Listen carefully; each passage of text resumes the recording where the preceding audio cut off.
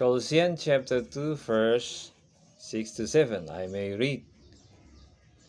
Who being in very nature God did not consider equality with God something to be grasped, but made himself nothing, taking the very nature of servant, being made in human likeness.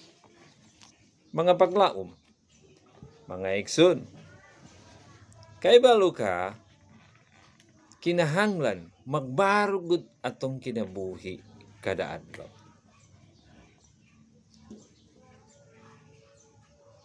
Ngano man importante kaayo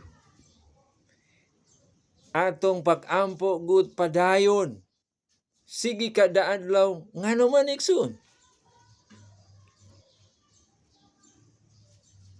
Ang atong pagtuo gud kinahanglan kusog kada adlaw ngano man igsoon. Ang mga paglaom sa Ginoo, because it will make us pure.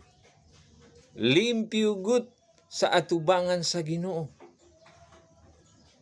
Ngano ako naingon kaniha, dapat gud balaan ta sa atubangan sa Ginoo. Kung kita mag-alagad sa Ginoo, mao na requested.